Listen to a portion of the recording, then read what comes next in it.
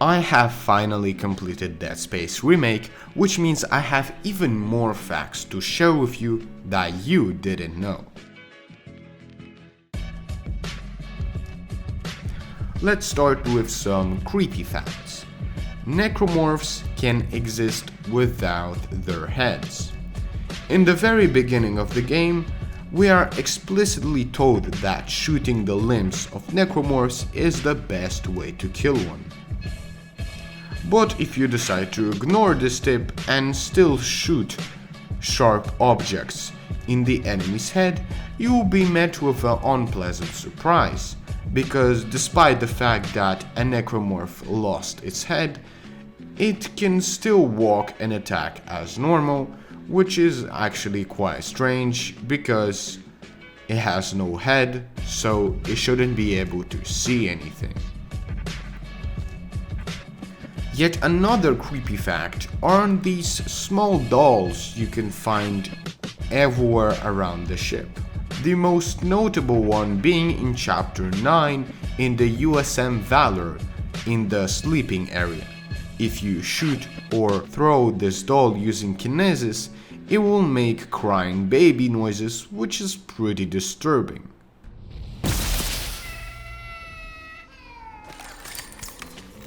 Another one of these dolls can be found later in the story once you get back on the Ishimura.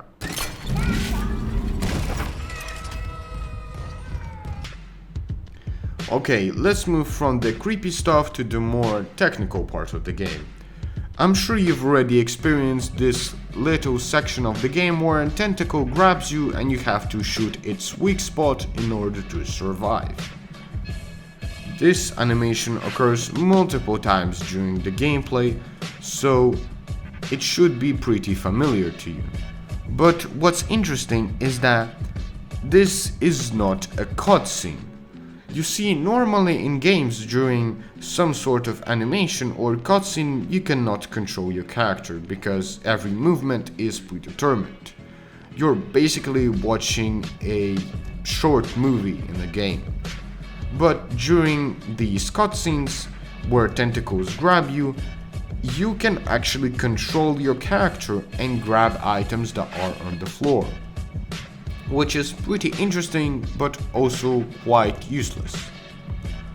Also, let me know down in the comments if you want a video about useless Dead Space facts or just useless video game facts overall. The next fact will help you defeat enemies with ease, because using kinesis you can rip off enemies' claws to use as a weapon. There is even a specific achievement dedicated to killing an enemy using their own limbs. Basically, you can grab anything using kinesis, from explosive barrels and pipes to entire bodies. But what we're focusing on right now are the claws of the necromorphs used to attack you. Once you dismember a necromorph, you can use your kinesis ability to take their claws and throw them at other necromorphs. What's interesting is that these claws act like pipes or spears, which means they do a lot of damage and they can easily impale or dismember your enemy. Even if the necromorph died, you can salvage their bodies for their claws and take them with you to use them in the future. Speaking of which, this leads me to another tactic I like to use with the kinesis, and it is to take these vent fans and use them as a weapon. And it is actually very effective. You see, whenever a necromorph appears, it comes out of some sort of area, whether it's the ventilation system or some kind of hole in the ground, but they always crawl out some sort of place. And once they exit the ventilation system, they always break it and drop the ventilation fan on the ground, which you can then pick up using kinesis and throw it at them in order to dismember them and kill them. Another strat I like to do is to break the ventilation system myself in order to pick up the fan and take it with me, so when there is an enemy I can quickly get rid of them without having to use any ammo. And yet another enemy weapon you can use against them are these acid sacks. Normally they belong to a special type of suicidal necromorphs that using these sacks explode everything around them. But if you cut off the sack, you can actually throw it at other necromorphs to do big damage.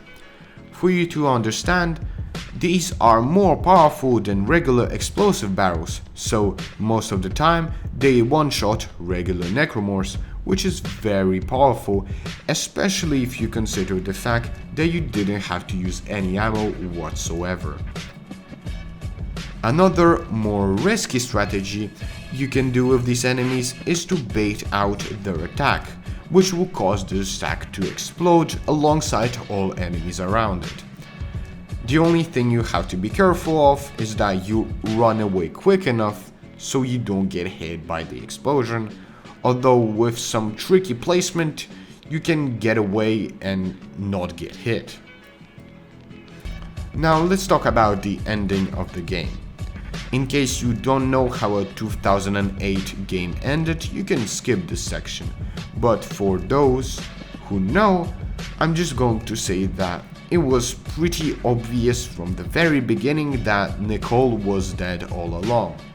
And I'm not only talking about the fact that the first letters of all chapters spell out Nicole is dead, but also the numerous hints the game gives us when we encounter Nicole. The first time we actually encounter Nicole, we get attacked by necromorphs, and there is one necromorph on the other side of the platform where is Nicole, and that necromorph does not attack her. But in this situation you might say that this was just some kind of bug or misconception done by the developers. But if you listen to everything Nicole says, there is this reoccurring theme of making us whole again. Make us whole again.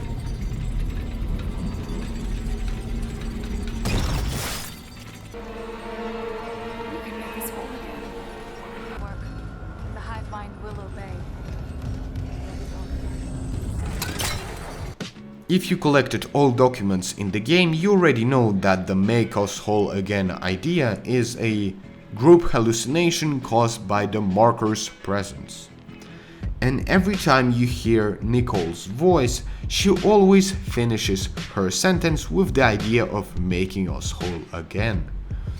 This is less of a fact and more of a theory, but I don't understand how Isaac didn't realize that Nicole wasn't there. Sure, he's going through many things on the ship, but it doesn't make any sense when he sees that Nicole acts very strangely and always mention this key phrase that we see in all logs related to the marker's hallucinations. With us, we combine them.